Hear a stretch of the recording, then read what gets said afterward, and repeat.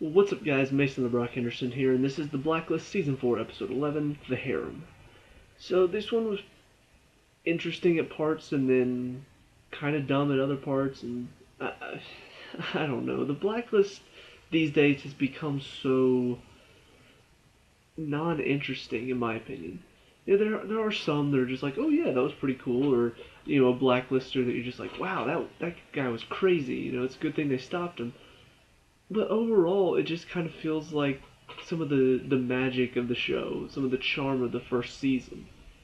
It's gone now. Like there's no, I don't know. Where the first season, it felt like there was some sort of mystery going on. Like how much can they trust Reddington, and what's the deal with Reddington and Liz? Why does he want her specifically, and what's going on with Tom? Now it's all so simple. Every time Reddington does something, you know that it's for the good of Liz, even if it's an evil thing. He's doing it for her benefit, or what he thinks is her benefit. And then the stuff with Tom now is just so simple. He's pretty much a stay-at-home dad, which is, when you have a character like Tom who's a badass and a spy and all that, the thing you want him to be doing is staying at home with the baby. Like that's just duh. Why would you want him going out and doing anything else, right? And so the cases, that's about the only thing that can keep the show interesting right now. Because the stuff with Reddington, the stuff with Liz, the stuff with Tom, all that is just kind of bland now. And so this case is really bland. It's a bunch of women who steal from other criminals for their own benefit. And apparently they're going to try to steal a WITSEC list. And that's about it. What do you think's going to happen? Well, Liz is going to infiltrate them. Okay. Turns out, there's a woman working on the inside for Reddington, which was one of the two interesting things about this episode. The fact that there was a woman in there already for Reddington. I didn't see it coming. It's the one thing that they changed up a little bit. So I like the fact that they did that, but then it still plays out exactly like you think it would. They go in, they manage to do what they're supposed to, and Liz is helping them the whole time without doing anything too wrong. Like she's told to kill a guy, and then she convinces the main woman who's in charge, I'm not going to kill him, but I'll tell you why I passed your test anyway, and then convinces her that she passed her test, and the woman kills the guy anyway.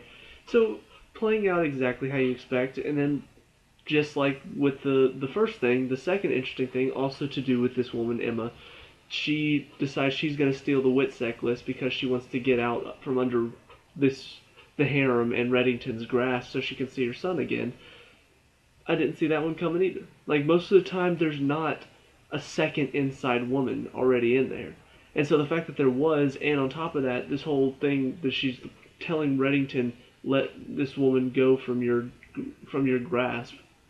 I don't know. I think it's interesting.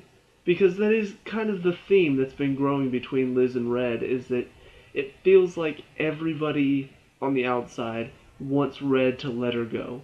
To let her do her own thing, live her own life, just leave her life for good. First it was Mr. Kaplan, now Dembe's kind of questioning, and now this woman Emma comes in and she's saying the same thing. So that's about the only interesting thing in this episode is Emma. The rest of it, just same old, bland. At the end of the case, somehow, they don't even tell us how, but they managed to track down the woman who was in charge of the harem, and then track down her associate, the one who didn't die. So, yeah, it was all straightforward. And then on top of that, there were a couple dumb things as well. One was the guy who managed to vouch for Liz and get her into the harem. I just thought it was kind of pointless to have him in there at all if he's just going to get shot and killed. The woman, her name was Margot. In fact, it was Margot Roche. So when they said I'm like, Margot Robbie? And then no, it was Roche. But she's the one in charge. Apparently she knew that this guy's brother was getting a federal pardon. So, why would you think that is? It couldn't be because the woman he just vouched for is possibly an FBI agent. Could it? I don't know, it just seemed kind of pointless to have him get shot and killed, and that was it. That's... Oh, okay. So that's the only reason he was brought in. He was brought in to vouch for Liz and then die. It just seemed kind of pointless. The other thing that I thought was really dumb was, I don't know why, but anytime there's an all-woman band or any type of team working together, there's always got to be that one moment where it turns lesbian all of a sudden. And the reason that it doesn't work here is because these are like professional thieves. It seems like this would be something. They're pretty much acting like college girls in this. They're getting drunk, and all of a sudden Margot's coming into the bathroom. She's trying to make out with Liz, and I'm just like, what is this? Some sort of college party now? Like, I thought you were supposed to be professional thieves, and you're doing this. And then Emma, the only thing that made it work was the fact that Emma stepped in to save Liz. So, in a weird way, we had that scene where somebody steps in to save the main character, but I didn't expect it to be, oh, she's trying to make out with Liz, and then Emma steps in to save her. I would have expected it to be she's trying to kill Liz, and then Emma steps in to save her. I don't know, it just seemed weird and out of nowhere. And completely, it doesn't work for this group of women, in my opinion. Just their personalities don't suggest that this is how they would act around each other. Well, I say that they do party and they do get drunk a lot, but this part of it just seemed like it was sort of thrown in there like, ooh, gentlemen, look what we have. We know you like to see two women making out, so here you go. It just seems forced and unneeded. And then the final dumb thing is the stuff with Reddington. It's just so... I don't know. Like, I don't know what was going on. He goes and visits this guy with Liz, and she's telling him, he's my CI, if you tell him, he's gonna kill you, and the guy's like, I'll get your money. And then at the end of the episode, he, like, had a heart attack and died. I don't know what's going on there.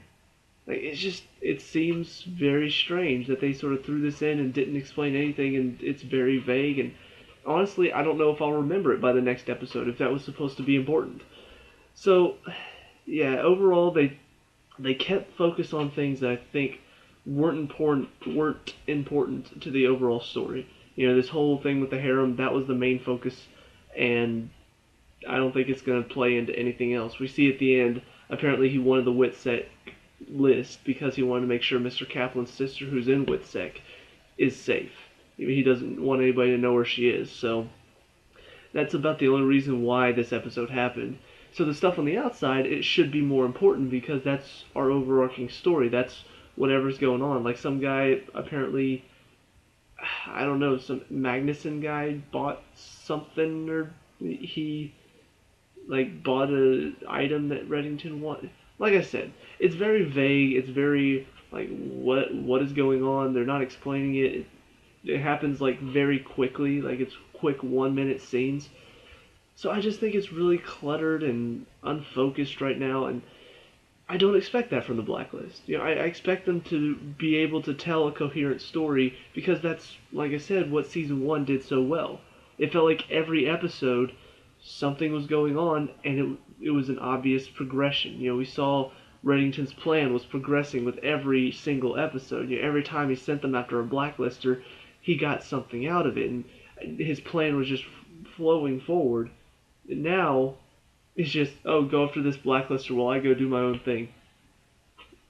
You can't have these two stories going on at the same time, because they're both supposed to be equally important, and you're not doing that. You're making one more important than the other all the time. So, yeah, I hate to say it, but I am starting to get a bit frustrated with the Blacklist. I think it can be better, and it's just starting to... So, but hopefully, as the season gets closer to the end, things will pick up, and we'll start to see what the season is going to be about and how it's going to end and all that stuff. So for now, let me know what you guys think down in the comment section below. What did you like and dislike about this episode? Let me know. We can talk about and discuss all that good stuff. Leave a like and subscribe for future Blacklist reviews, and I'll see you at the next one. Peace out.